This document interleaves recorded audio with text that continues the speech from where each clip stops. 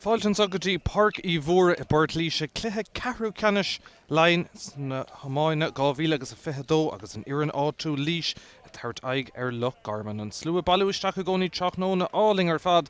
de cluiche Iománaíochta agus an Green fós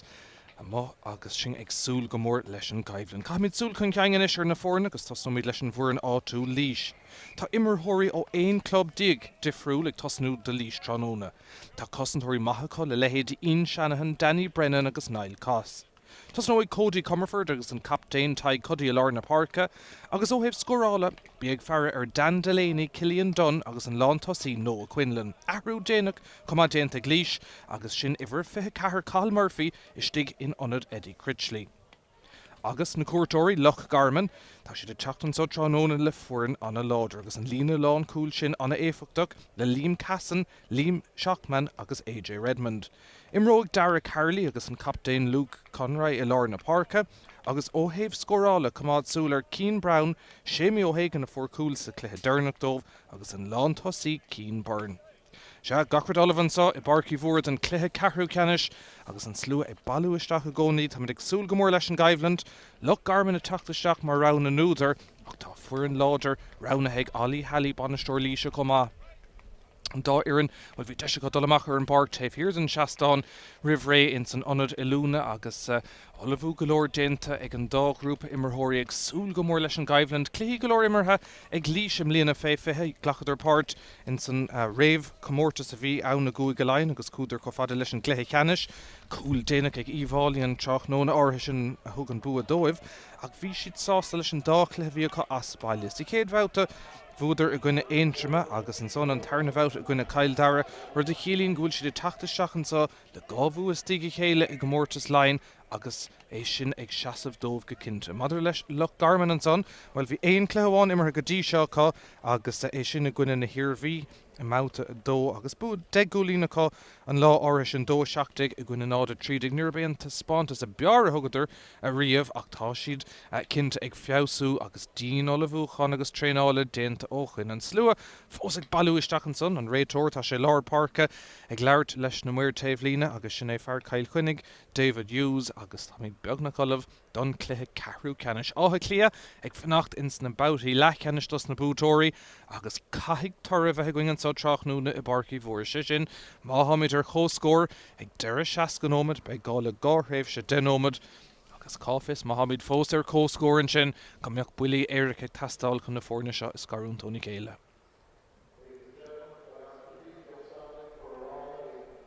Nis gachtainna ag seasamhansa I barcí bhórad an árán náisiúnta árán na bhíon agus sin olabhann son don cluiche Ceathrú Ceannais.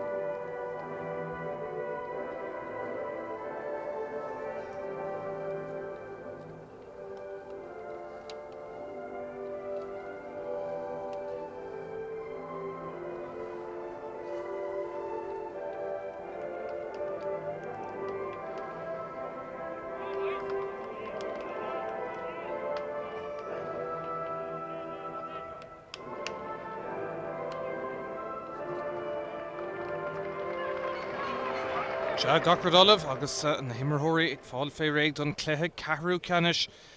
Laois fós ag ggheirce le chéile agus na focail dhearnach leis an manisteoir Ollie Halley tá obair mhór déanta ag leo im lína agus ag súla tá spántas bhí híar an taobh lína níos túisce ag aisteach leis agus bhí sé rán chéad denómad anna háachta ar fad gnéananig na cosantóirí anna chosant agus gnéanadís iirecht cúpla scór lucha gáil gachard beagnach olibh an sa I barc íomhóra agus an himmerthirí a dul go dtís na háiteacha cearta don chathbhisteach agus an réitóir díorcha chinú goil go hainge ins na háiteacha cearta lán chuúlaí Laoise dul siar an son sin é lás an ábular beagnach an sanád ceart crochan sé lábha leis an tosaí a bheith dul ina chuine agus gach duine inis beagnach Olaf den Cafisteach an slitter Cafisteach a Portlaoise sin ag súl go mór leis an Caibhland agus an Cafisteach de chuirtí gainge seh glána fúcan tá sé go deir ag Laois agus bhá déint an son brú scuilen a réadtóir leis an imirt go dtíon taobh hall den Pháirc Adam Curran ag iarraigh ag gáilt an son ag an deire Lán tosaí tá bogamach sin é nó a Quinlan bhí anna cluiche i gcuine Ceathrú i bristeach an son ag iarraigh ag gáil tá James Duggan Ross chun Shelva fuit ag a Duggan seaasnaisteach sa láir a hainse tá Green fós a chuiristeach a Reinta Mhórdha go dtí seo amach go fada le Philip Tynan le pas guard isteach go dtí taobhann Chastáin deis howlan son ag Dan Delaney isteach Delaney Haran Chastáin in chéad scór ag Laois gan a mithe ach 10 seconds scór maithan son ag Dan Delaney.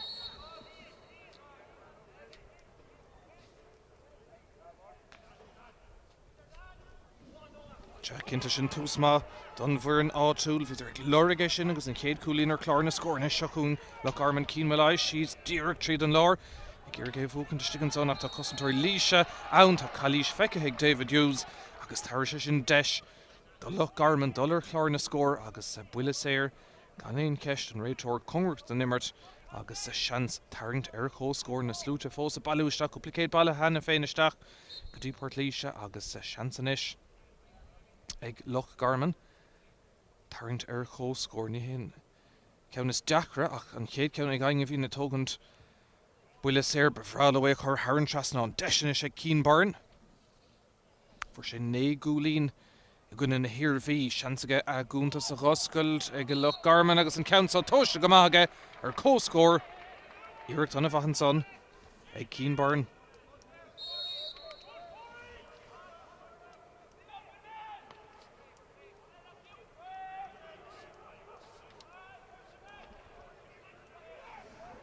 Loch Garman denmh dóhan san lína lechúlan son cynne sin na gáil tá fear las maithan son leis sin in captain Luke Kavanagh ó chum an Naomh Martin scuilann sé ceann Cluiche go dtí an taobh hall den Pháirc go dtí cín barn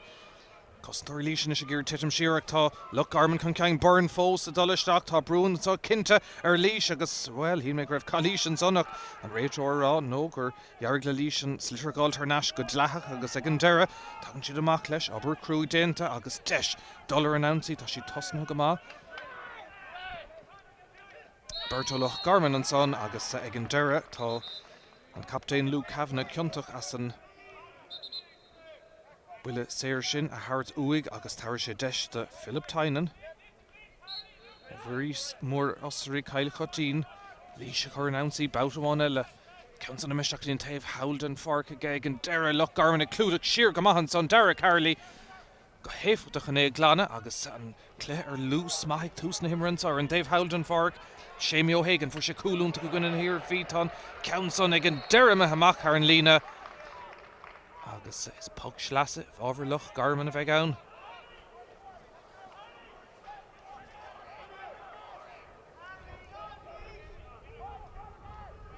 Sin Green beagnach am hit an Pháirc ag an stad seo Tráchtaire álann chuig go raibh beagán de faring a going níos túisce an Pháirc beagán íon sleánach ar an mór am lánt an Pháirc ag fécinn ar aus ganmh chuirmach ar chomá agus a drumcla úntaach ar fád a Portlaoise mar bhín go mion minic seachún cín barn leis an gceann son ní a bríonn amach mar bhfuil fearlíise chun ceann agus sin goide ar náis agus a ríist é a bhogad Máirteach na tosathe sin an plánach ag clúdaach siar an son lán chuilí Loch Garman Liam Seachman agus Cailís siúráil a déantar cumán mór haimpel ar an Mhórdha agus David Hughes a rágur buile séirmach a bheith ag Loch Garman.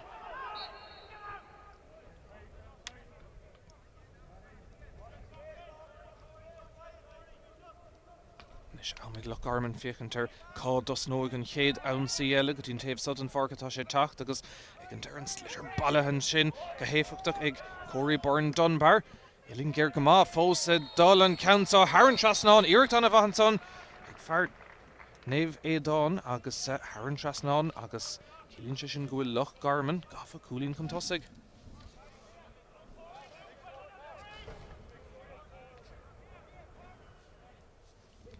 Loch Garman sínta gortan son agus Cluiche á chur air ach cléthe conracht go maith an tús. Bhí mar agsúla Caibhland má agus cinnte Laoise tachtaseach leis na búna bhí acu ag seasamh dómh agus Loch Garman cuma an dá ar na ggéir gáta bhaintach in san cléthe Laigheanis.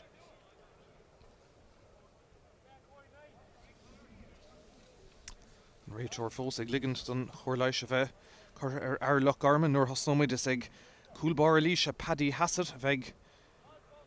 an slitter le churmach agus cuasaí a thosnú bout amháin eile agus Pháirc Loch Garman beagna cearcolóir an clogad chur náis a ríiste scór maithan son go cinnte ag Cody Byrne Dunbar tá lína lethasach anna láidir fad idir a Hain Keane Brown agus Séimi O'Hagan for O'Hagan Coolma a gunna na hirbhí amount of dó agus tá David Codd go bra Fearnéamh Martin agus sin réig chun cuasaí thosnú bout amháin eile. Chomers an taobhlín na Berta Gearige sin a gáil ag an deire fear lís a rion leis sin Philip Tynan go mór sin go díseach ag an deire an slitter me hamach Har an lína beagán de bhí áir an son agus tair sé sin an buntáiste thnáis do Loch Garman. Is bhí Joe Barrett cynné thosnú nu a hógant agus an réiteoir inis David Hughes a dul seach an Láirt bhfuil ceist an athróa sé tro se tá an puck sleas inis a dul i bhábhar líise agus is go bhfuil an muir taobhlín na chósáasta le sin ach ag an deire an cinenne déanta ag Hughes go bhacha sé sinné agus is ag Philip Tynan a bheith drach cena go siú díreach isteach go dtí lábh Luke Kavanagh ach go d thnáis go héifach an son ag a líis agus ag Cillian Dunn. Nis an lechúlí Lord Nile Cos gan iad chur ar an Antíon count an a meisteach an son tá Calíis a deir an réiteoir tá James Duggan tris a bheith taringthe siar an son agus an fearrtá count ná Liam Cassan agus deisianis ag líis taringt ar chó scór an imirt anna chortha mar fad ag tús an himmarthe agus an réiteoir rá go méid deisianis ag líis agus nachdógus éon chlabrach nó éon rud óhainge agus seans éasca go maith ag líis taringt ar chó scór an fearrthógan na pochan na sira dómh sinné Dan Delaney tá cúlín go dtí seo aige an chéad count tréis 10 second agus deis na fórne a chur ar chó scór an tarna bhouta. Déanta go maith an son ag Delaney thar an trasnán tá mid corhram an tarna bhouta agus an dá ar an go dtí seo anna chóngrach le Míchéal.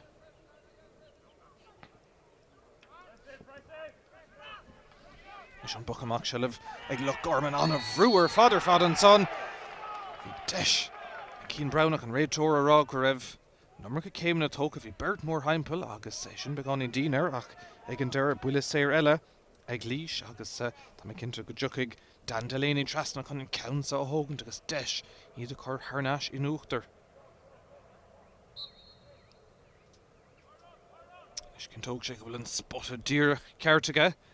Count of Adney's foot amach an chéad count ach níl éon gaoch in néchar in áír an sá Portlaoise Tráchtaire gur fiú Tráchtaire na canílacha anna bhar fad seo chuing Líis agus Dan Delaney an counts an a meisteach agus Har an trasnán Líis ar náis an uachtar bout amháin eile.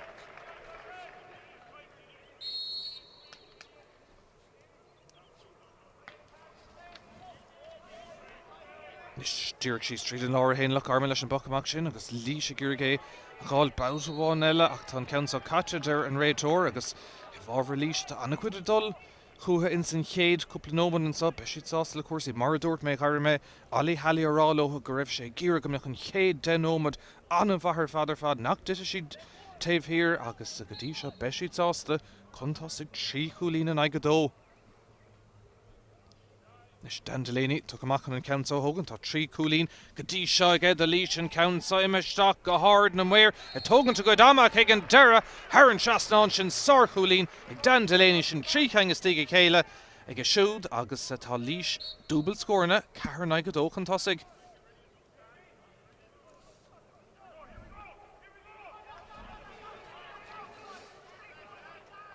Keith Rossiter banistóir Loch Garman na gírig a iarna na grís a howlan sinach an count a dul to Har an taobhlín agus a bhábhar líise a bheith bout amháin eile se chun Cillian Dunn. Ar na sé héin sé agus buchail má déint an son ag Loch Garman. Smacht a ríis dachirtí a gainge sellh glánagáil cóirt an taobhlíne ach an count an a mithe Har an lína agus a bhábhar na gúirtóirí Loch Garman a bheith an count áirithe sá.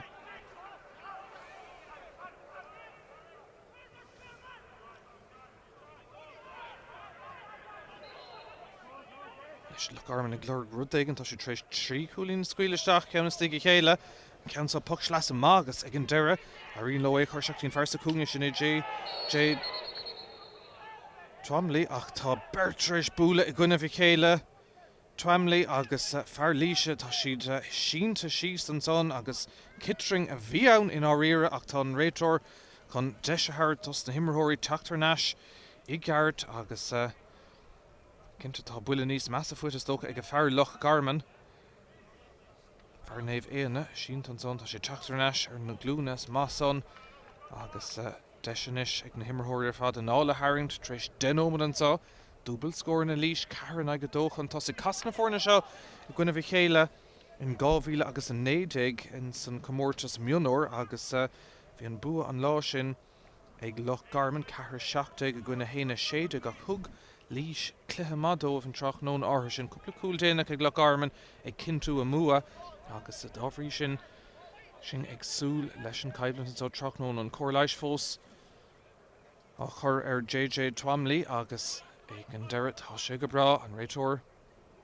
chun cuasaí a thosanú agus cúpla ionadaí ag fáil fé ré beidir le teachtasteach ag túsan himar. Well ag an deireadh tá sé chun an puc séir thart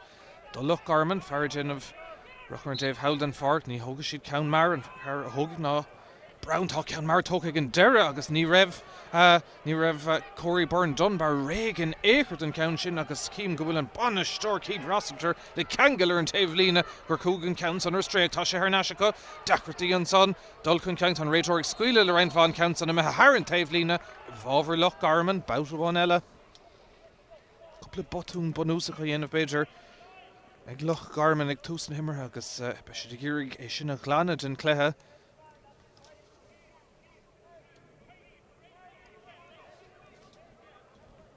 Tá é nómad beagnach go mithe sa an chrín beagnach go mithe ar fad ach fós tránón áling ceann san na meisteach brúin is ar cosantóirí Laoise agus Loch Garman ag ghirigh sellh gáiltón boc sleasta son dénta go maithan san ach tá sár cosan dénta sigan san ag Laoise bouta bháin eile ghirigh é glana ach Loch Garman fad na talún sin sciile tá méthach ag an deireadh imethe amach ar an taobh lína bhí Míchéal san ar an gaptéin Lú Cabhna bhábhar Laoise a bheith an puc sleasa. Nes Cathal Murphy a thógaigh é seo ní raibh sé anamnathe agus bhí Eddie Critchley anamnathe ach ag an deireadh Valor Theatre agus Murphy atá ag tosnú thosaigh sé sin gona Cail Dara agus tá sé achlíd ar nóch an tosnú an trachnón na Laoise ón boc sleasa agus tá Cailí scéaltan son ag Lú Cabhna de Loch Garman. Fécinn turn around an dóga siad Delaney siarchan is sin a thógan ní dhéananig fágaigh fé Philip Tynan éastócha ag an deireadh tá buile máta slitir go siúd comá. Nis Tynan Seachan sa Berto Loch Garman agus go maithe an son ag ghirigh a smachtú tá AJ Redmond dimmer sé siúd mar lán tosínú ar bhútar an Craobh Mionóir sin siar in 2000 agus a 90 tá sé siar inis sa lína lán cúil sin a tharúd immerthór ógach anna chosantóirí sethe Cummart an taobh lína inis an réiteoir ag scuile leis an immert an ceann sa Mhórdha Howlan sin ag Séamie O'Hagan immerthór maithe sethe brú inis ar Laoise tá sé ghirigh titim siar ní luha éon rud í chéile an ceann san na meisteach ag Loch Garman sin níos fearr tharn seasnán an son ag an lán tosaí Cian Byrne an tarna cholína go siúd agus ceanna bhí ag tastáil ó Loch Garman.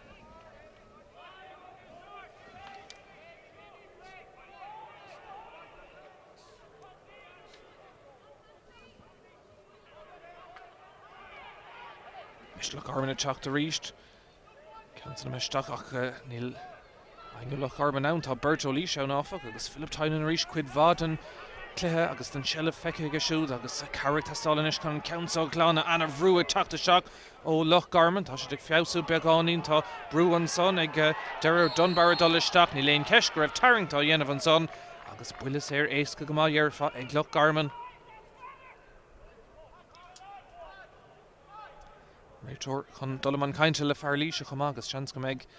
tic beidir chuir isteach lena animas dul gur bé an lán chuúlaí lás an obular a bhí ceantaach don chalíis sin agus chuir leiise a chur ríist ar lán tosaí Loch Garman Cian Byrne ar naomh maog fiord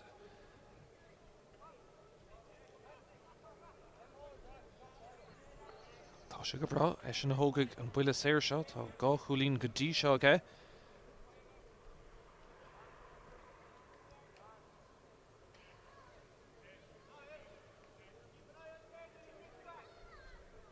Sin ceansa éasca go mádó tá sé anna craing os na ceang áthas am thúirt mé 9 gúlín Gwyn yn y hirfi in san bout o dernach agus gá chwlín go dtí seo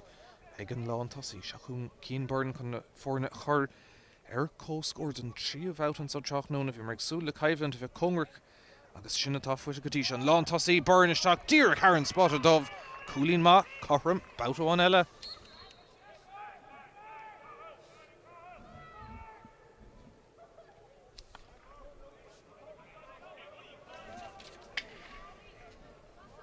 Sean Buckamach se le farnáis ag Loch Garman agus an chulí leir cín malaya gur an ansa congrat an taobh lína he mach ar an taobh lína agus an countsa fábhar líise ché gúil an Pháirc réúnta Laighean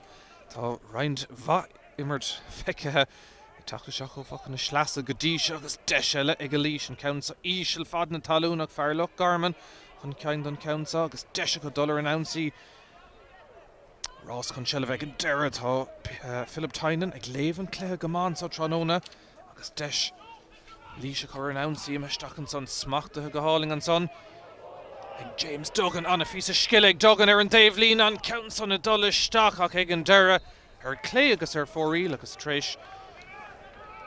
sé nómadíag sin an chéad iirecht tá mé ar stré ceachtartas na fórna. Nis cín burn sa cúl tá Bert ag immer de Loch Garman leis an anam cín burn an cúlbar agus an lán tosaí. Countsa smachta go háling ag Séimi O'Hagan a dul rúthar seansaige siúd an isis. Loch Garman a chur chun tosaigh agus an count sin ag an deire Haran trasna an scór an son. Loch Garman gafa chun tosaigh bout óháin eile.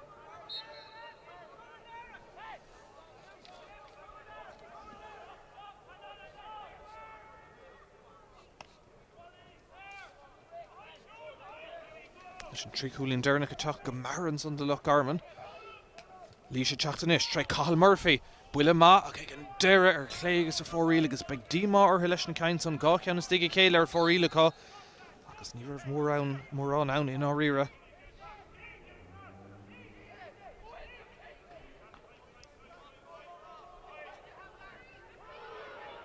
Rís lús an cléthe gáda go héobh Loch Garman an trí scór deirnach go gírig Carlin a gcuid a siad chun cain cúigan ag a carach tá cosint anna bhaí anna bheith líis go dtí an count amach go fada le Dara Carley nó ní Carley Cody Comerford be ceart marrá gus na Cláirsigh agus dín clíháin is an countsa ibrithe chun cain ag Padraig Brennan an Dara Loch Garman ag iarige sin na clúdach siar an sonnach good ar náis ag Dara ag líis agus tá Clipper Dimmerhóirí howlan sin is tócha réitor sásta scuile leis an immer beidir go gaithigh sé Slitter isteach ag an deire tá líis fós a dul agus beidir bhfuil seans más féidir le a gáirteach ní féidir ag an deire chur amach agus ann chun éhhalú tá Cillian Dunn. Siar a hain se siú deisenis ag líis agus an fearlár Pháirc sin Ty Cuddy an captain scór mahan son ag líis féidir feinach chuidir steach sa cúne ag an deire dheargló a dhibrú amach go fada leis an captain agus Haran trasna ag Ty Cuddy chothram don Ceathrú bhauta.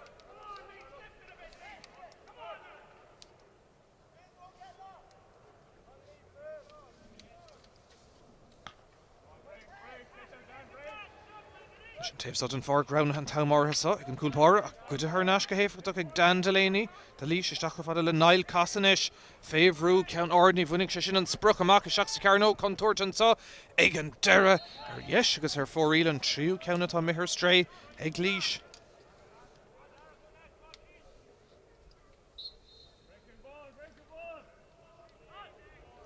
Carnón captain ag a líis Fionán Mahony tá sé má de bhar gortú an cos bristeige rihan feachtas am líana agus cailúnta se cinnte tá sé chun bheith grísa a chuid chomar ní léon ceis fésin seachúin Philip Tynan anna cléimar agus siúd go dtí seo ag an fearlár Pháirc is Comerford go dtín clíán tá líis go cliste in san clé go dtí an láh an áirte an réitor tartan von táiste dómh ag an deire tá sé chun é ag lécarnáis Thar cail chunig David Hughes coníir ar nó a gaharlach ach tá sé chun an countsa a bhogaisteach agus tar sé seans níos fása de Dan Delaney líis a chur thnáis in uachtar.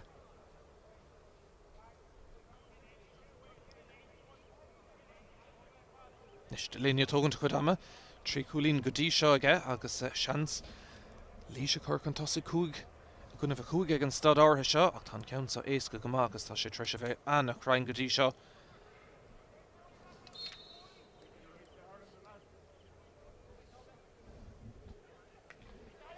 Sa búltaisteach ag Drisleáin ní léon dearú dénta. Laois ar náis an uachtar bouta bhain eile.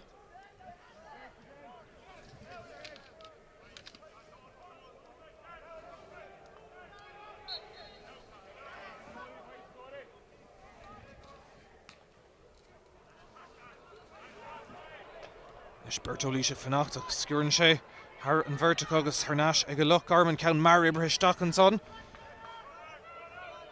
Ní mar an den immert feicistegann so go díos agus gan mar an deis fut ag lán lína lán tas ag Loch Garman cafaí ará bhfuil cosantóir Laoise denmh dóhan chun an slitir cumádam agus a ríist cosan dúnta déint an son agus a tainan. Pháirc san immert a ríist aíonn leis le lámh bháin an cumán an slitir a chur agus a hairtúig agus a deis an son scuile an réiteir leis an immert a sé scuile le roinnt agus a seansan is ag Ian Shanahan de Laois an ceann son a meitheasteach ag an gosantóir an Ceathrú ceannar fórílacha. Bhí almaige beidir a héin stadéir beáí níos mú ar bhúil sé an ceann sa bhí fad golóir san buile ach ag an deire aspa crinis agus ceann eile ar fóríla Laois fanan an scór. sé I gcuineh a chuig Laois contas go gcónaí. Sin buchamach chun ceann an son tá Dara Carley dul ar rúthair. Do Loch Garman seans gan na fórna chur ar cóscór na muir ag fécant agus an count sin imethisteach agus Haran trasnáda go deire brat bán Mhórdha Corham sé chulín an taobh.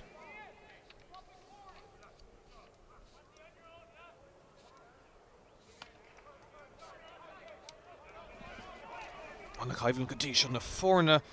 ochrarsach an dul go dtíon cluiche Laighean agus níl orlach á dabhairt ceachtar na fórna Loch Garman a teacht. Cúpla nóma táachta gan is rivan brise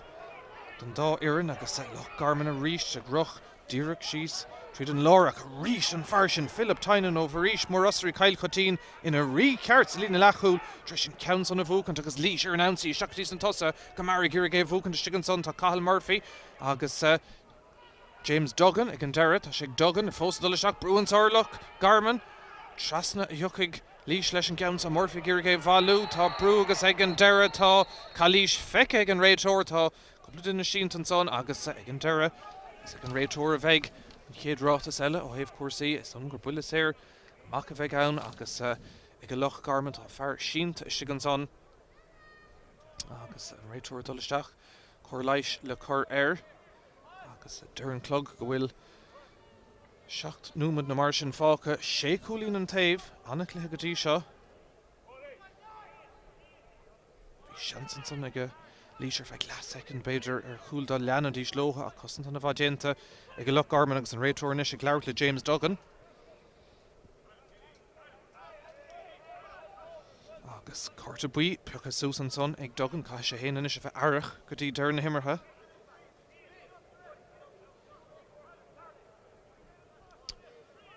Loch Garman Tráchtaire ar na cosa díag ar níag agus son go meise go brach an cuasaí a thosnú bout a bháin eile le buile séir ag Loch Garman agus deise go dul ar an ansaí an cluiche ar cóscóir cúig boutar fad chéad le.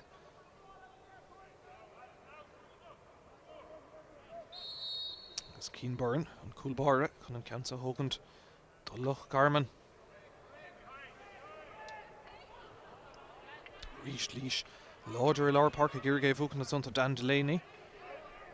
Bhí leis agus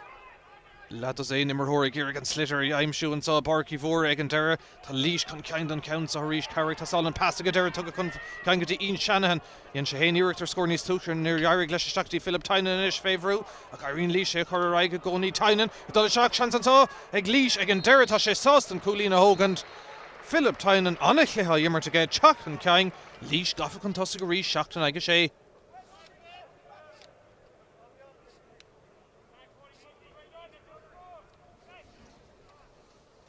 Immert anna chlicht an son aige fuair an Ollie Halley tar nó bhí sé mar bhainisteoir fé Drisleáin le cúpla bliain agus taíúnta aige fé is tar nó fear an cloch baile cholle agus é gceannas a roinntha fórna fé is le Laois taíúnta aige chur leis is a chur ar Loch Garman bouta bháin eile. Cúpla nóma dam cútamh gorta a dhearing san céad le ag deireann céad lethe agus an clogárrág bhfuil cúig nóma agus bugáin de gná am fáca ach bhí cúpla gortaú ní líon ceisc nach go méid bitir gá nómad nó trí agus a cinnte beag Laois sást an iarán áitiúil seachtain aige sé chun tosaigh Tana Lahaman sa Pháirc Mhórdha na gréine fós. In san Ceathrú Ceannais átha cliad tá mé cinnte go bhfuil an sáig fécinn teisteach dar nó Craobh na bliana se chatta búte an ngalah bhúidir átha cliad dó cúdeag gona nád a cúdeag catú dul siar fe héin dar nó in 1983 an bua dernach a bhí ag Laois agus an ceann dernach ag Loch Garman well bhúidir trí cheangas tigi chéile an ceann dernach in 2012 nis tá buile sé an son ag Loch Garman dúrchaus cór an réadtóra agus tá mé cinnte go dtiucha cín barn an lán tosaí chun an ceann sa a thóg an dóibh.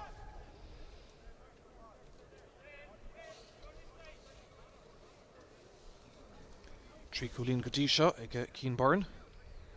an ceann sa ar an líne cúig féidir agus seaca beagán ar chlé ach mar derm sin í líon chuoich a chur isteach mórrán air tá sé anachráing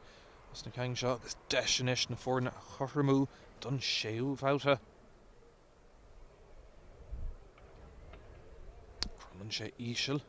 don sé chud am a gcónaí seo chuain cín barn an ceann san a meisteach agus tóg an second gur bhúil sé ní raibh sé compórta leis mith ar thaobh na lámh deise agus ar fóríleachs an gréad fasin in chéad ceann tá mé stréig go dtí sa cluiche ag Loch Garman an réadtóir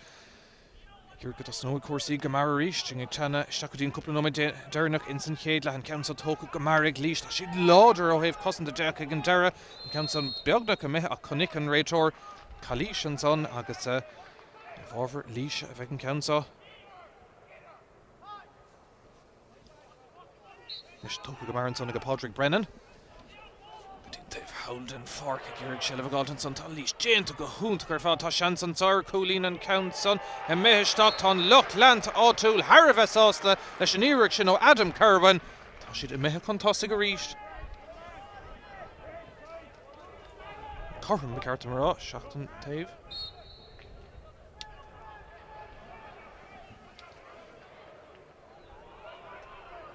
Nis le Garman ag iarraig scór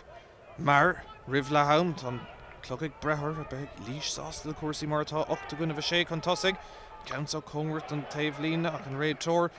scuile leis an immert ag an deire mith amach bhábhar Loch Garman a bheith an ceann áirithe sa.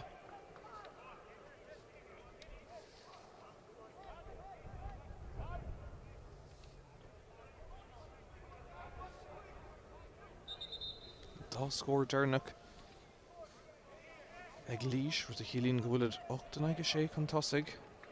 agus Loch Garman ag leorg scór rih Laighean mar d'igeann Pháirc an Spórt tá siad go mór sa cluiche a ceanna síocht de cosantóirí Laois go dtí seo sa cluiche ní léon ceist Garman ag iarraig sin a cuid a Ceannais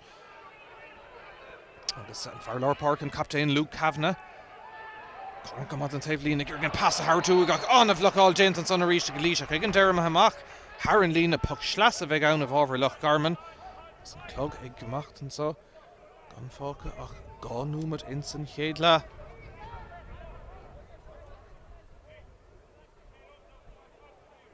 Leis beidir go dríoch sé ceann sa chur Haran Trasnáin.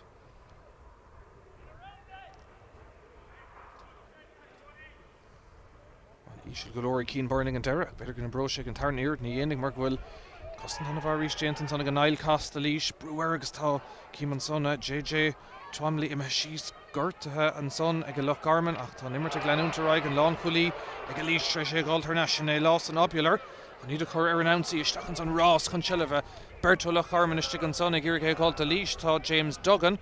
ach ag an deire Loch Garman ag iarraig sin na glanna bhráló scóir ag rih Laighean me seachtaín Pháirc Párca Carly chun iad a chur ar núnsaí tá Loch Garman sínta gcónaí ar an Dave Halt an ceann me seachtaí Dunbar Dullisteach tá seans an saig Loch Garman ar cúil ag an deire sábháilte bhí seans únta chun son ag Corey Byrne Dunbar ach sábháilte an chéad scó ag Paddy Hassett imime Haran Trasnáin ag an deire bhí an tá le Laois nar chun chríochnaigh an ceann sa líon táin.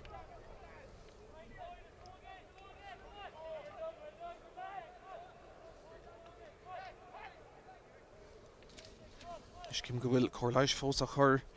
ar JJ Twamley is dócha agus stoppa an réadtóir cuasaí níos 8 Laois 1 cúlín amháin chun tosaigh an sa agus sin ag tena ar Laighean i Pháirc Mhórdha cluiche anna hanamh chu fád agus an dá iarrainn ag súil go mór le áitimh antamachchans an cluiche Laigheanis agus ochras cinnte le feiscint ina go immertha Dína rá go raibh Loch Garman mar rá láidir na núd ar go díos as the anna cluiche tucha ón bhuireann áitiúil Laois.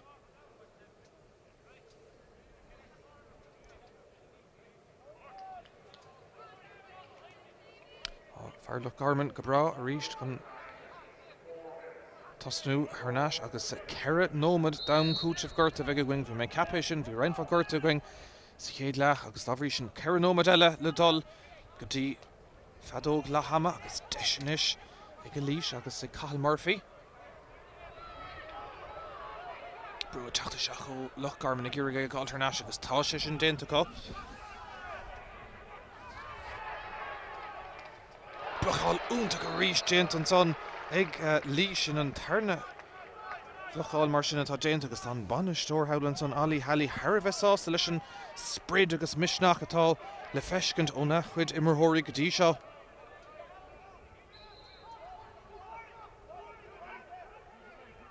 Leis an puck sleasa seo ag Loch Garman. Chéad nómad an am cúteamh gorta imirthe bhrála beidir tarntar chóscóir ribh le haim. Seansan samar go bhfuil sellh Ceannais atá siad bríomhar cinnte measna dosathe ag tá céim sa bhreis tócan son ag a cín barn agus níl maintar Loch Garman róthas le sin faoisimh do Laois agus deise go beidir scór eile gáil ribh le haim bhrála é sin. Tá siad cúlín chun tosaigh 8 gunna bheith 7 agus deise chunis. Beidir scór eile gáil cé hógan cansa, well tá siad tódreis ógan go marach ag an deire sciúran an slitter thar an lína deirnach an son agus an cúigú iirecht. Tá chuir fórí le Laois sa céad le.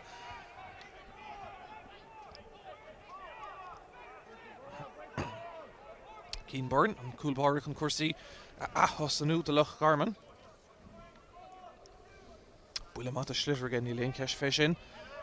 Agus iad cuairtú agus ag cuairdach scór eile rivan brise. Déint go maithan son ag David Codd. Seans a gainis. Ilín géir go maith agus an ceann son a meitheisteach na muir ag fécintach ag an deire díreach ar thaobh na lámha deise agus ar fóríl agus ag imirt an ggóil a going an dá nómad as an cethir imirthe go dtí seo agus seansanis ag cúlbáir Laoise Paddy Hassett iad chuir ar an ansaí ríist.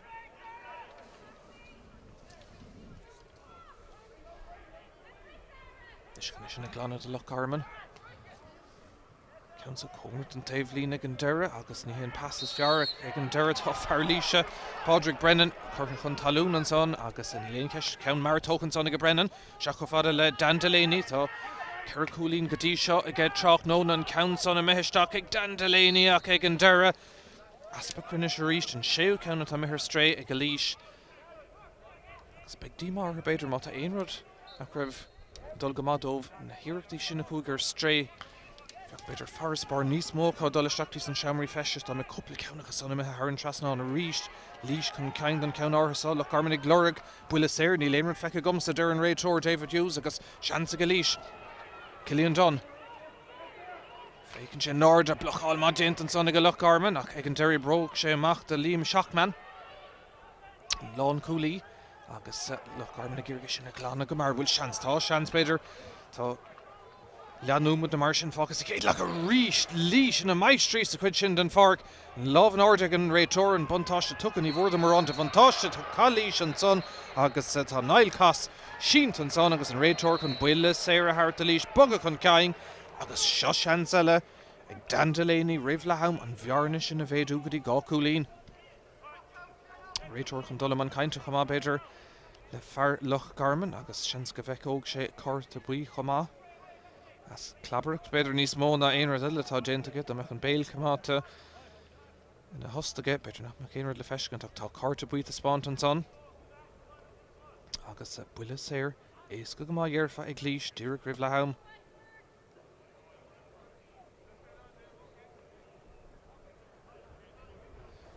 Is tá ceir cúlín go dtí seo ag Dan Delaney trí caing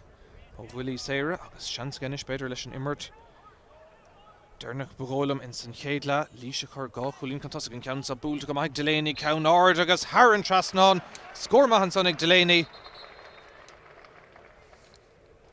Agus an réiteoir ag glorag na líróide an adóg leham a sétan so I barcí bhór an iarán áitiúil chun tosaigh thugad ar anathe spánta suúthe tá siad sásta Dulaisteach go dtí na seomraí festis tá siad inúachtar 9 gúlín ag Cluiche, 7 gúlín ag Loch Garman, beag sár chaibhann a going a rís sa dair le fannig éon sab ag búch faintí ile an chéad lethe going agus an son action ile an dair le gan bhail.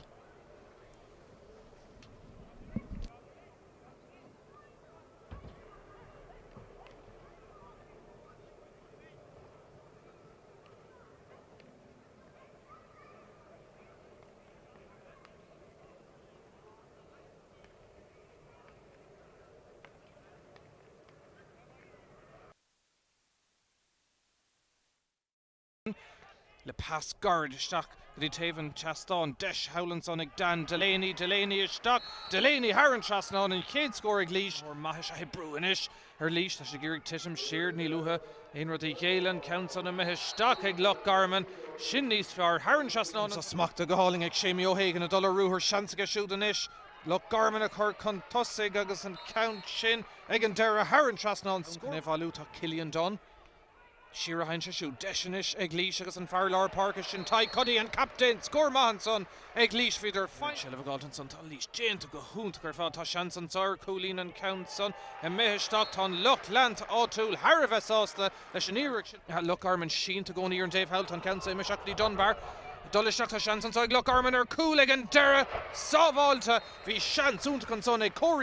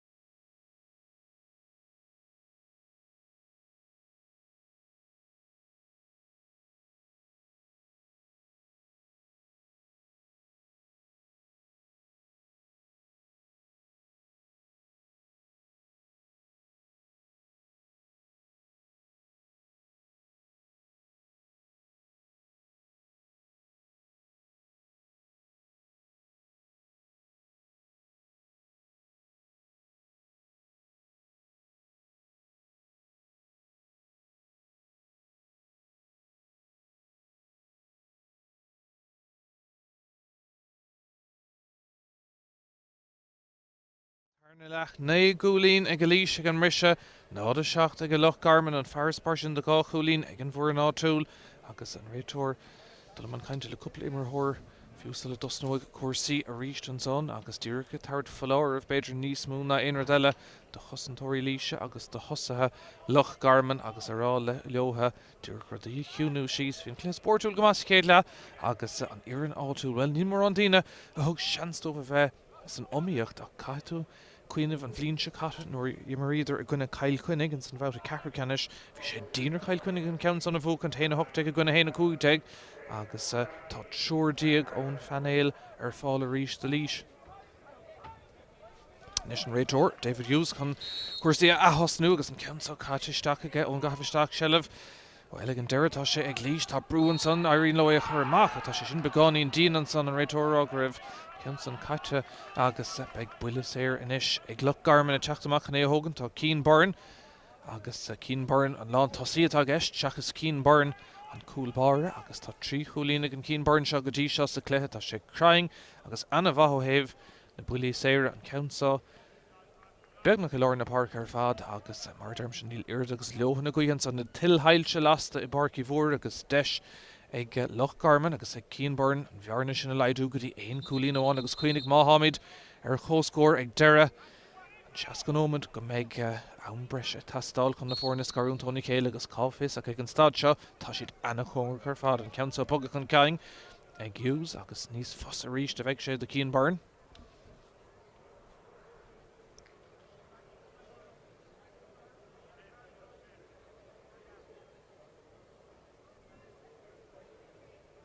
Tógann go dama réiteoir fécinn ar an nódóir an inis an rud céine sa dénach cléthe na gaileh agus le Garman an láfa ar na dhéananig scuilann sé leis an imirt agus thar an trasnád an son ag Cín Burn an Ceathrú cúlín ag a siúd agus an bhearna ar naisinis go dtí éon cúlín amháin.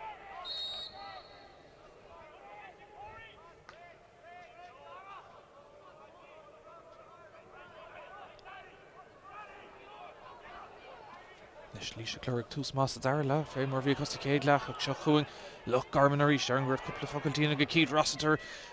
stig na seamraí feiste ag an rise tá Arú Dent an son cíimh ar néideag Jack Redmond ó Ross nuair néháine agus teachtdómh an ceansa ag Loch Garman tá brúan sár cosantóirí Laoise ag iriige sin na cosan ag an deireadh an seach fada le Cín Burn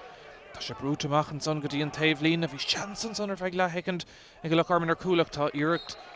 Burn imithar yes agus ar fóríil an tríú ceanna tá mithar stréan son ag Loch Garman bhí seansan son a go ríist anna chosantá dhéanamh ag Laois agus catú creadún tá hard don obair sin tá dénta go ruchan cléir fáil ceann Máirt tógan son agus Ian Shanahan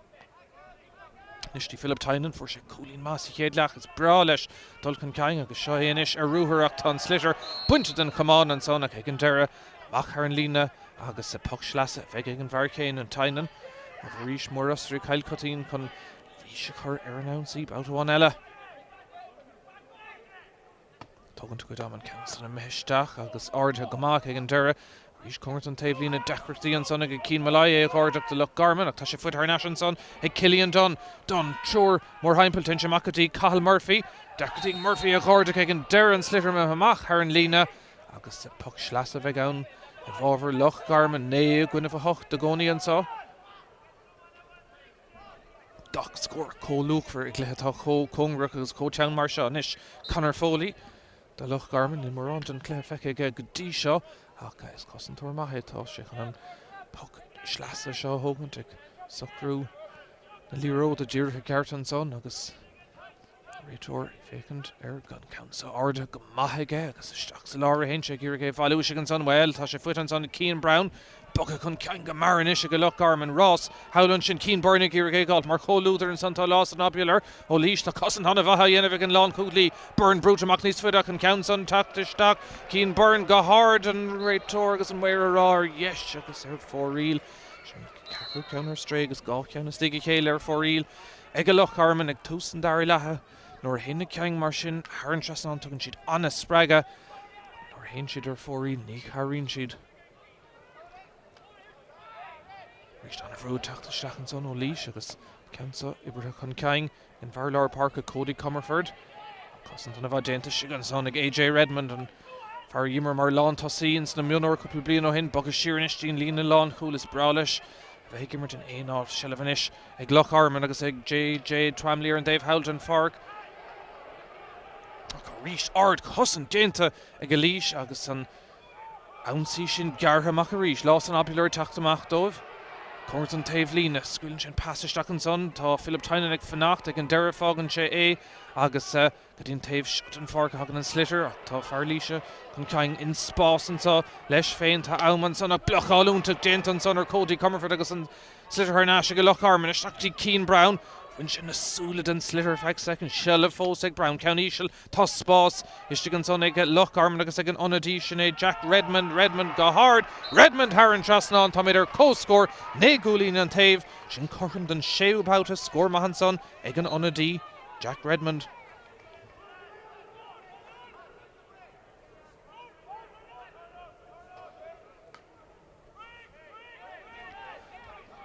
Laoise clór cúlín in is chuní de Ceathrú ag tús an dair lethe an dá scór tá feicithe tá dus na cuairtóirí agus seachún Loch Garman a ríis J. Redmond. Brandú go Loch Garman chun ceang beidir den níos mú den immert ag an stad seo J. Twamley leis an ceann son a meisteach ach aspa crinne an céad ceann I methir stray a ríist an son acha.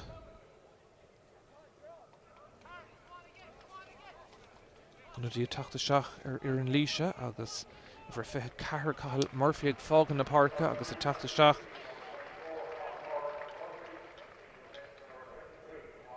Ina áitiú tá Tomás Keys Camras agus na Harrá dhéanamh máise ag Ali Halley tá idir co-score né gúlín an taobh an stad an Cluiche agus chéad cúpla nómad eile Harveh táchtach an ceann a bút Harnáis ag Laoise bristeach an son agus sa bhráil ó scóirí amsú smachta go háling istigh an son ag Adam Curban fós a dul mar choulútar an son tá Liam Shackman ach tá Calíis an son déanta ag Shackman níl sé hain peach sásta ach an réiteoir rá go raibh lámh agus cumán an ard an mór haimpel an son ar Curban agus ag an deire buile séir a bheith ag Laoise agus deisiá dul Harnáis sin nuachtar an fearr a thógaigh ná Dan Delaney. nó ag an deire tá tá Delaney chun é thógan tá sé treis a bheith creangam a go dtí seo sa Cluiche agus an ceann seo an ceann beidir is fosa go dtí seo sé chulín sa chéad lethaige agus seans Laoise chuir chun tosa go ríist. Déanta go maith an son ag Delaney agus an ar an áitiúil gafa Harnáis sin nuachtar.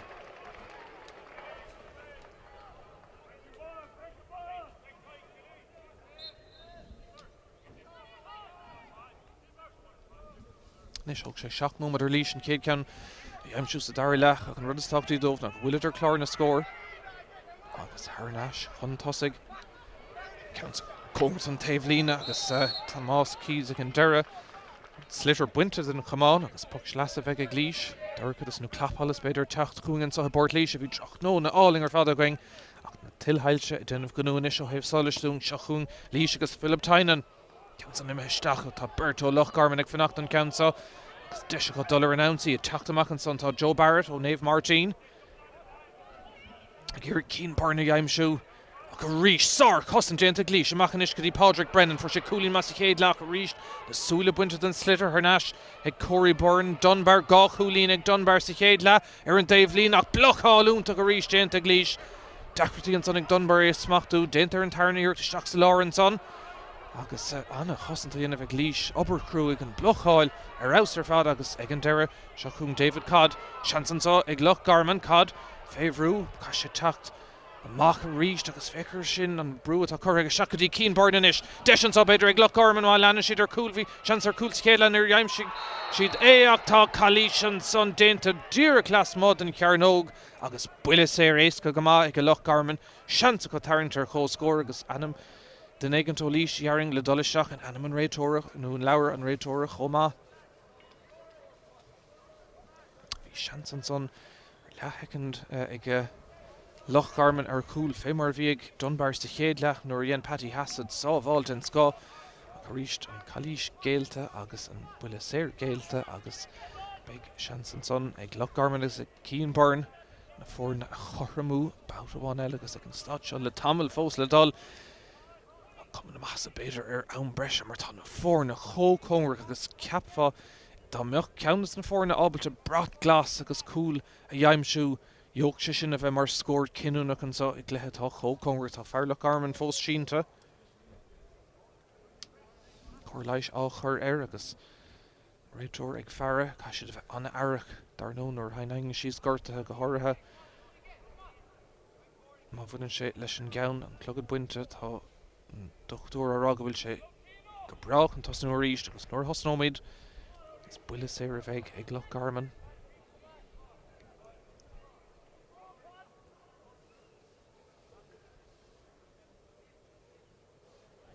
Má se cín burn. Thugad tá sé tugann chuid am a dúra chun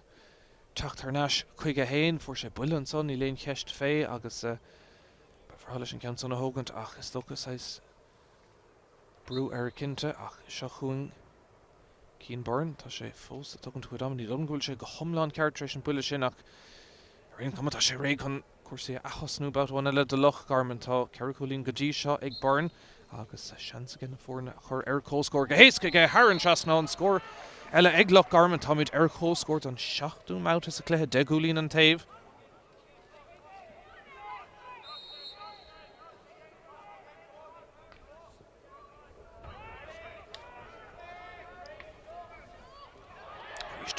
Anna Aberdeenton son go Loch Garman agus iad a dul ar rúthair. Geirg dul chun tosaigh an ceann son búlaisteach ag isteach go dtíon lámh atá ag an cúl báris sin é Paddy Hassett fé bhrú an deire airíonn le sé a chuirdín taobh Howden Pháirc anna cúl báris ahé. Sábháiltúnach sa chéile an pass me seach dúirtí lámh Joe Barrett se chun Loch Garman pass seach sa Lárnaí Lainge ag Marcháil Dunbar ceann sa bogasteach tá chance ag Loch Garman ar cúl tá brú cinnte ar líis tá siad ag cosan tá well bhí sé leistigh den Ceannais an son. Nuair denach an Cluiche nó hitse sa Ceannais hurling sé sa Ceannais ach ní dul an bhfuil réiteoir David Hughes chun bhfuil éiric a thart tá sé chun an poxéir a thart ag a deire agus a deis ag Loch Garman dul chun tosaigh Garman agus an scórdernach ag Cian Byrne ón buinte chéine cúlín go dtí seo sa clé agus seansan is idir chur thnáis in uachtar.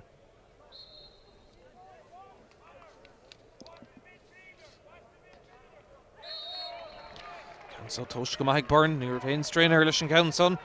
Loch Garman cúlín chun tosaigh.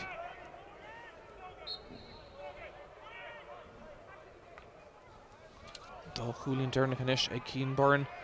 agus dagant inis a tastáilún fuair an áitiúil ag gur smachtún san tá nó cuileann fuair sé gá chúl gona cailtear a ciún go más a cléthe seo chuí tá deise teachta seach an son ón taobh lína. Ní raig sé ar an lína dernach mar go bhfuil sé smachtan son ag Cian Byrne cúlbáir Loch Garman. Níl aingin ireach scrad asal le Conor Foley son agus deis iad a chur an ansaí ach an pass. Well, bochta go deir tá Berto Laois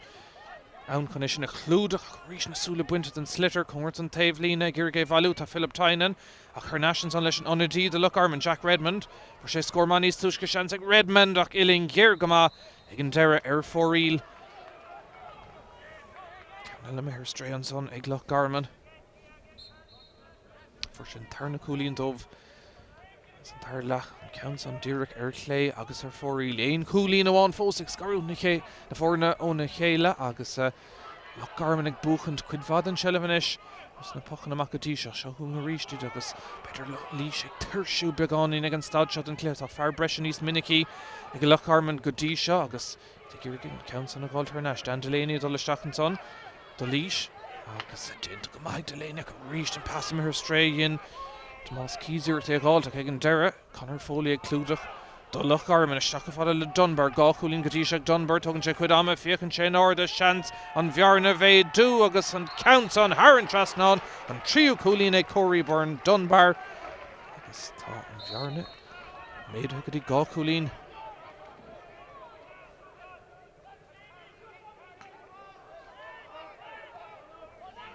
Sin trí cheangas tí chéile ag Loch Garman scóraigh tastáil ó Laois ní luatha ligand dos na cuairteoirí dul mórrán eile chun ceang. Aber Kruger ríist ag Philip Tynan an imreoir se tá seileamh caiilte go seachún Liam Cassan ach dín clíháin go dtí Séamie O'Hagan cúl maithaige gona na hirbhí ach a ríist ciún go más a clé go dtí seo ach sár feasim isteach an son deis ag Loch Garman an mó díreach an son Cian Byrne Haran trasnán pass díreach isteach sa lámh agus scóirt an scoig an lántasaí.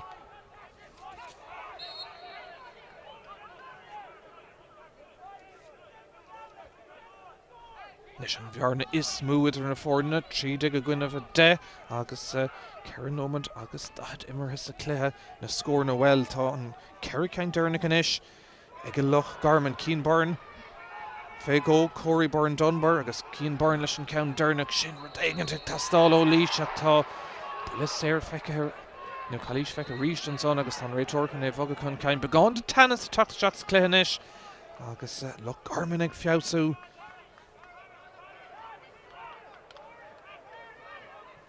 Ganach éon cúlí amháin ag Laois sa dara le sin ag Dan Delaney agus in áíir atá Loch Garman fiabhsathe ón mission í léon ceist fé sin dar nó an banistóir atá cá Keith Rossiter mar sé le Loch Garman a feic dosaon blian an rád na Seinseir fear Eulert an bailach agus go leor Craobh a chun dé búteach leis an glob amráteach sin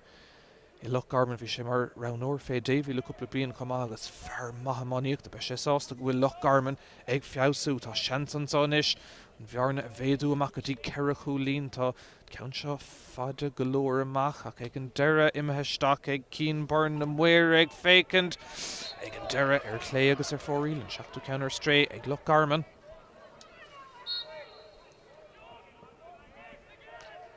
Is brefráil a Laois scóraáilt. Os ceann den Nómad ón scór dearnach a go ríis se leftuach utha. Comid an taobh lína. Slítar dúr cumánta leistigh tacann siad cumánta negant an son lucht banistíocht sa Loch Garman arágur ina bhábhar siúdé ach ag an deire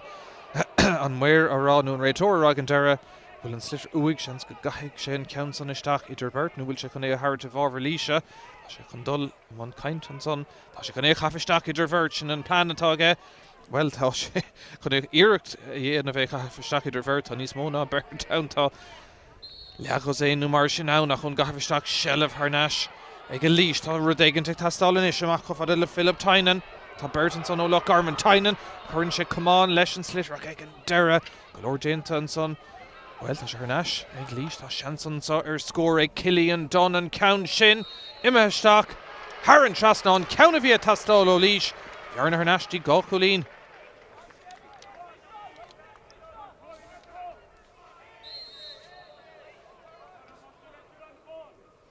Dúirt brisin an scóir sin ó Cillian Dunn an for Laois a bhí ag Loch Garman le cúpla nómad ag fécar an bachamach sin tóiste únta chu fád ag Cian Byrne ach tá céim sa reis tóca howlann sin Loch leanta Loch Garman sásta le sin ach tá an Loch leanta áitiúil ag tathú leis an gine agus beag deis ag Laois tá siad go mór san immert fós an clog ará go bhfuil trí nómad díag fós a going agus mar derm se gcónaí tá bhaíoch éon ar an cúl Chathróg sin cluiche an na díile teachta seachar ar an Laoise.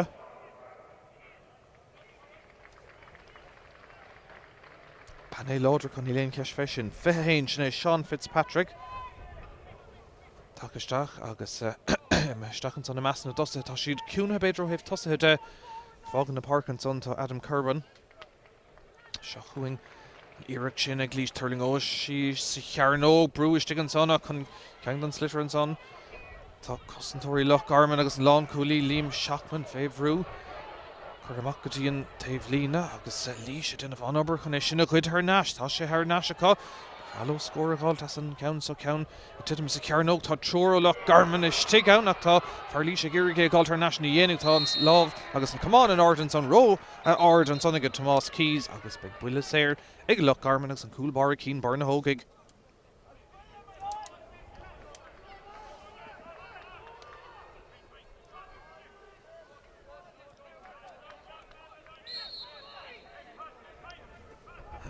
Nis an cúlbar ag fécinn turn around na.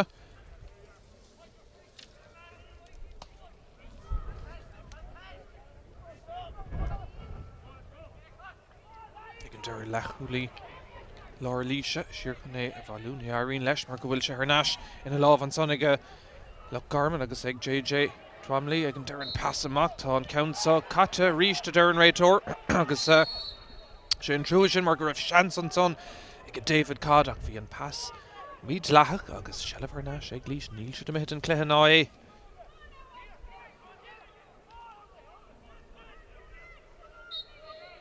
Sin chéad cúpla nómad eile thar bheith cinúnach sa cluiche ceann sa búlaisteach ag Niall Cass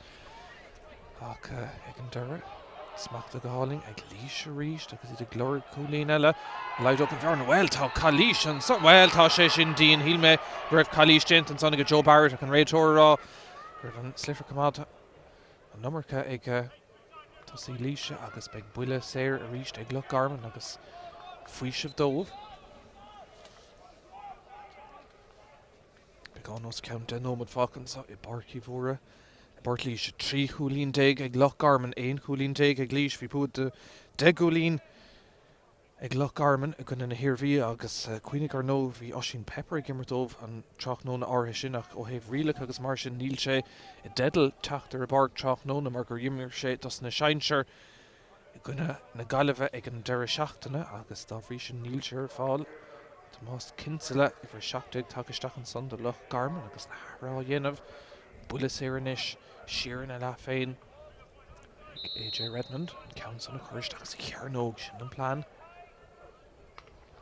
Búil go hard agus crying agus fós an nimmer ceann comtarteach de Laoise caiisi de bheith arag gan cúlaigh éile an stad shot an cléthe ríist legus é nó níos mú imar thoraigh ar an slither cardach ach brú ag an deire sciúrann sé amach níl seirbh glánig aine tá Loch Garman tré Dunbar ag é cardach ach ag an deire tá an Cluiche feice ag an réiteóir agus tá buile séir braunta ar Laoise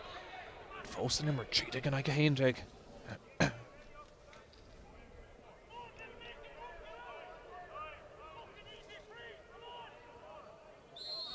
Gáchúlín ag Laoise darlach ach fós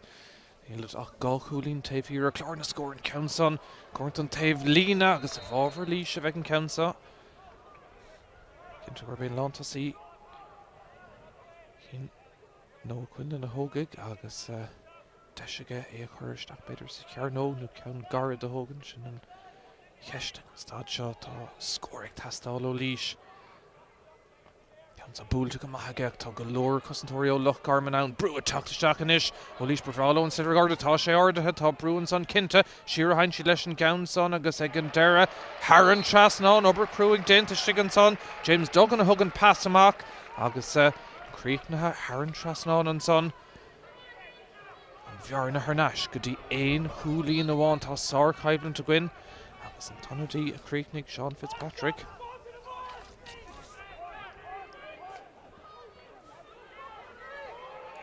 Laoise can count on counts on.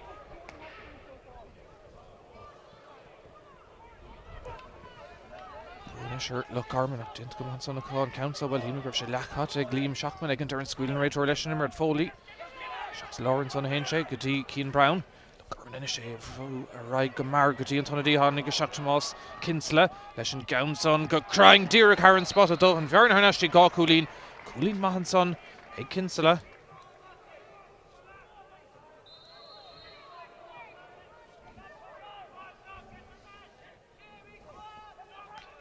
Fifth on nómad fácan só. Gáchúlín idir na fórna agus Laoise gur dullar announcí ag tá Loch Garman treise sin ag alternation pass a meisteachchan son ó Dunbar. Tá spás an só ag Loch Garman má leanna siad lótá seans an só ag Loch Garman ar cúl agus an count só bháilt in chéad scoth ríist ag Paddy Hassad. Dhéann sin rud céine sa céad le dénta go húnta go ríist ag cúlbar a Laoise Hassad. Tá bháil sé cúl siúráilt an son agus ar an déobh eile seochún Laoise agus nó Quinlan. Ag an deire council Ceathrú agus Loch Garman tre Keane Malai. Ísil fut ag a fear Loch Garman Chancellor Coolín an council and Míchéal Haran trasnán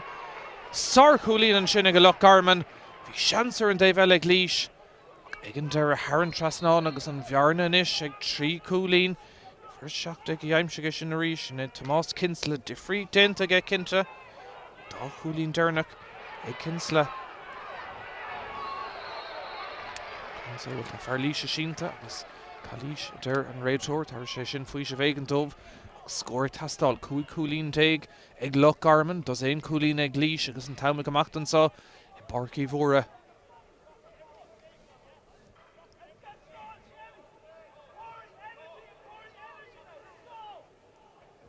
Leis a riam Ali Halley banisteoir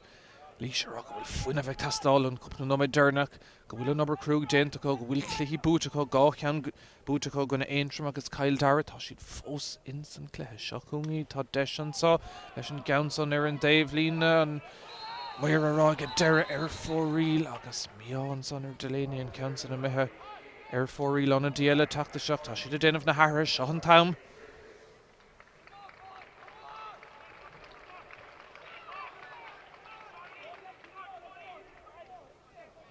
Is coolbar le Garman cín barna tugann de chudama leis an bocamach ag an stad seo an cléthe tá siad in uachtar.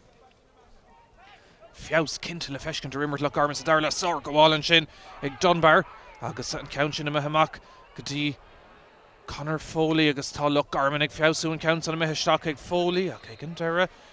yes agus 4 riil cúpla ceann mithe stray ag Loch Garman sa dar le chomá ach chlár na scór iad atá in uachtar.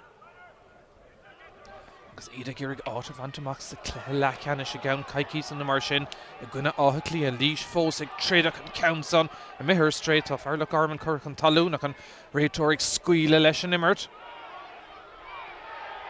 Na opportunity an son ag Loch Garman agus tá Cluiche tucha ag an bhuiile séir tucha ag an réiteoir Cluiche feic an son agus faoisibh do Loch Garman.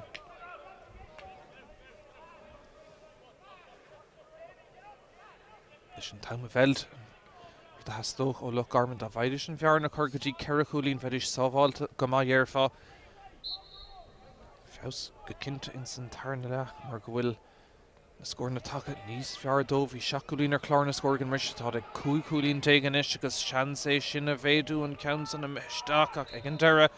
rístar yes agus 4 riil agus sin téannar beidir nachmeach cíad rastratar sásta leis an hirirtí sin atá mithe stray mar go madan sé Laois in san cléthe gcónaí agus tá bhaidís coolwell cáfis a go meach an breise tastal Drisleáin an pastóch uig seo deis eile ag Laois an count san na meisteach agus Haran trasnán an iirecht an son. Cint níl siad mithe an cléthe.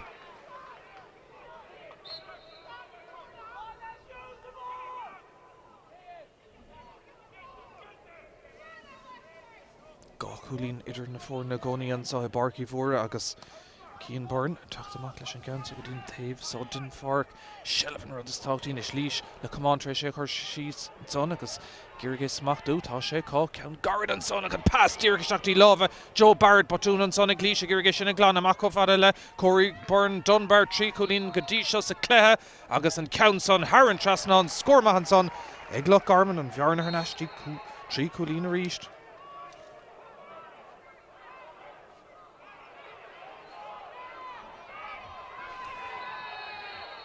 Laois an son agus buile sé eile ag Laois agus brandú fiúnar ein Laois cúlíonn tá Loch Garman ábalta teacht go dtíon taobh an Pháirc agus an bhearna a bhéadú a ríist agus 3 nómad go ann fách dearan go meid 3 ceithre nómad damcút a gcuirt a ríist agus an plan ag Laois an count son well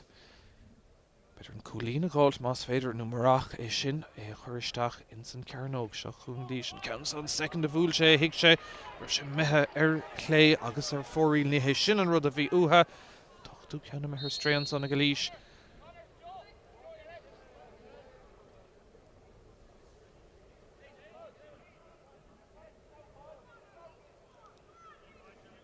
Chun cín barn chun cuasaí a ahosnú bát amháin eile.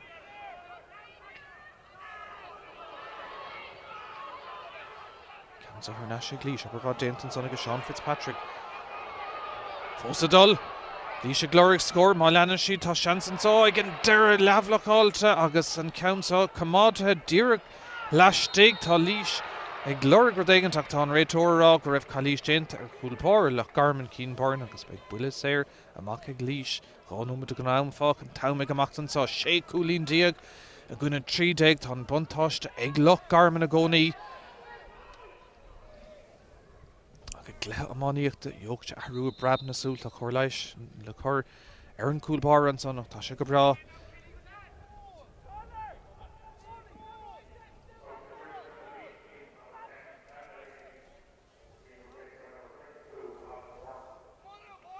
Mar sé Colin Byrne na tuachta seach an Dan Drisleáin.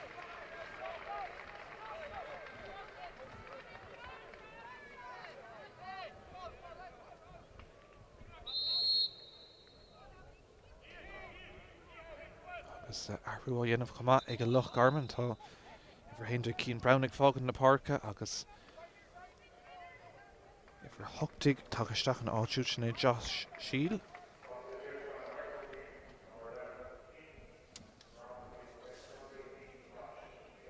nóméid dearna de gná ammanach. Tá cinnte go méid cúpla nóméid sa reis le chur leis an seasca agus an buntáiste den trí chúlín sin fós ag na cuairtóirí agus ag Loch Garman ach tá Laois ag trid mar bhíidir ó hús an Cléhansa agus ag Iorgé Galtonson tá Noah Quinlan dint go mahanson ag Quinlan seo chun Laois ibre stacanson go dtí Sean Fitzpatrick deis an má leanan siad á cá Laois an son sin trú a mar go raibh i marthirí breiste stig an son ag a Laois agus cárta buit a spáinte chumá ar Loch Garman agus well, ní mór é ag an stáidsead an Cléthe mar beidir raibh seans an son ag Laois ar chúl dá leanana díis cá siad a bheith sásta leis an bhuile séir agus an puck séir seo a bheith tócha agus a bheith chuir thar an trasna dar nó tá Drisleáin meithe sin in fear a thóg na ceang go dtí seo ach ceansa díreach os cór an cúil seans an bhearna chuir neis go dtí gá chúlín agus déint go maith san ag Cillian Don.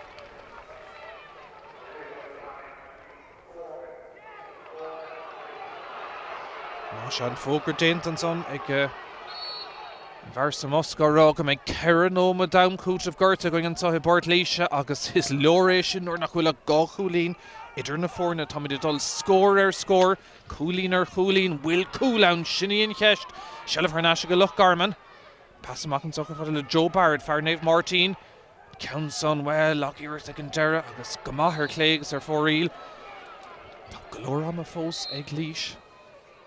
agus gá chúlín sin bearna Harbheith contúirteach déanta go húnta cablann sin ag a Brennan seochún iad ar an ansaí tá siad ag boga go mar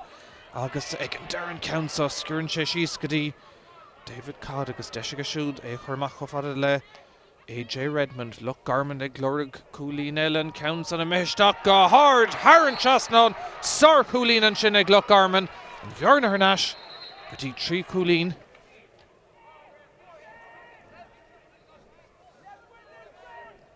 Rís dúrach nóirbhíonn cúlín sin fuite ag Cillian Dunn de Laois is féidir le Loch Garman teacht agus scóirí amsúr an Dave eile dúrachan fannacht in Uachtar agus óna díile tu isteach ar an Loch Garman sin éidir fithe Cian Dail os na síl Mhórdha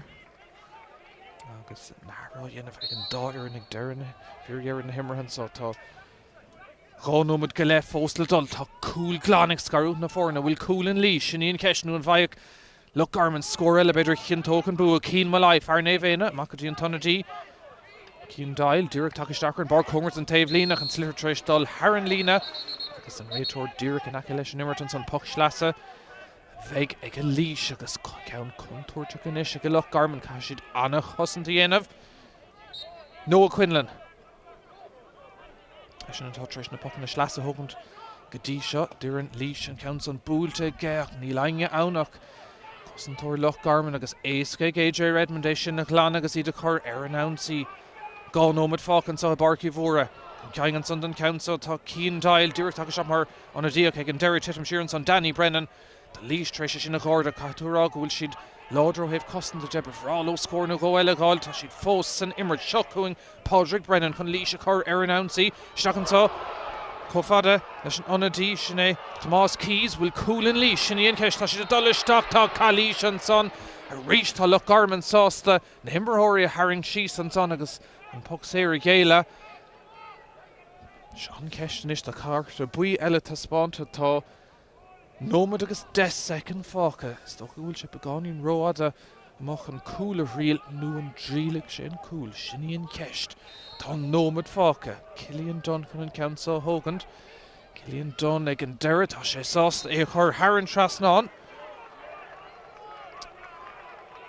má se credan siad go bhfuil seans amháin déanaach deirnach tá 12 second fácan sa barcí mhóra Portlaoise seachúlín déag a gcuine cúig ceantíag Loch Garman na cuairtóirí chun tosaigh ach seo cluichemánaíocht a beidir bhfuil seans amháin eile ag Laois más féidir le seileh a gáil an puck amach sin Loch Garman ag iarg ag gáil tá roind i marthirí me isteach an son tan réitóir scuile leis an imar tá sé harnáis ag Laois más féidir an slite bhoga ní héon bhá cúlín in isig an stáitse tá cúl ag tastáil 5 second fácan sa cléthe Ceathrú ceannis átha clíomh fannacht dus na bútóirí deachreaí an son ag Laois ag gáda dénta go maith son ag a deire ag Colin Byrne tá Cara Dí ag an deire tá fear leistigh sin éon fear Lár Parca Cody Comerford an pass ag a siú Cody Comerford imethe isteach Haran Chasnán well tá 3 second de gná am nó den am cút of Gorta fáca Shacht Gúlín Dig ag immer to gona sé Gúlín Dig an Cadóig David Hughes immer to one ella Shinny and Kesh Bhí cúpla ahrú eile agus ionad takisteach san amcút Gorta nu an sédig sé nadó Gerrig tá sé sásta Ligan don immer dollar raig agus Loch Garman Girigan count so gáil tá sé count Ishe limis up bhfuil chance cool déine can so ag Loch Garman will Cluiche stigan son an rétor sás scuile leis an immer will drama galore going I barky vorig der na himmer chance cool ag an dera imethe yes agus for real agus chance gorbation an immert Derna go bheith going tan rétor a rá go bhfuil an adóg Yerrig séte an son tan taumistig Díamach cinnte ag a líis bhí seansna có ach egantar bhí an taspántas níos fear ag Loch Garman in san dair le agus tá cluiche búte có éon cúlín amháin idir na fórna tá líis críomhriste thugad anna cluichar fad ach egantar Loch Garman níos fear sa dair le na scórnateach níos fásta dómh iad atá cáilethe don cluiche Laigheanis gcuine átha clia an scór darna an sá I barcí mhóra 7 cúlín diag ag Loch Garman 6 cúlín diag ag líis Loch Garman a dollar raig.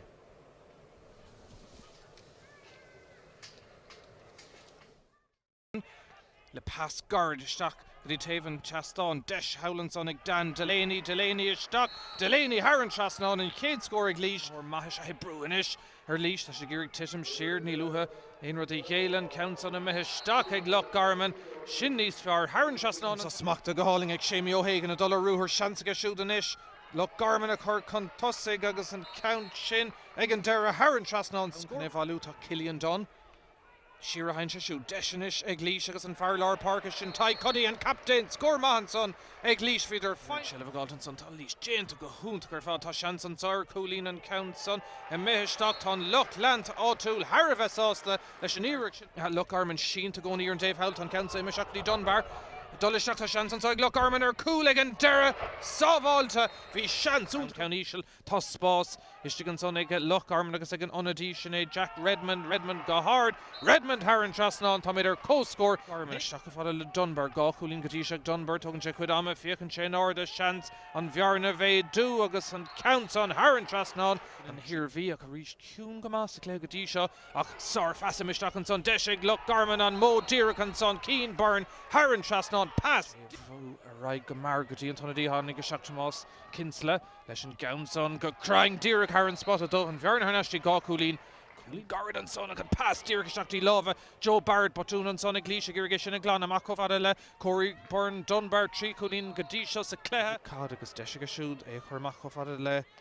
AJ Redmond Loch Garman ag glórig cúlín Ellen counts on a meisteach go hard Harran leistigh sin éon Pháirc Pháirc Cody Comerford an pass ag a siúd Cody Comerford imethe steach Harran trasnán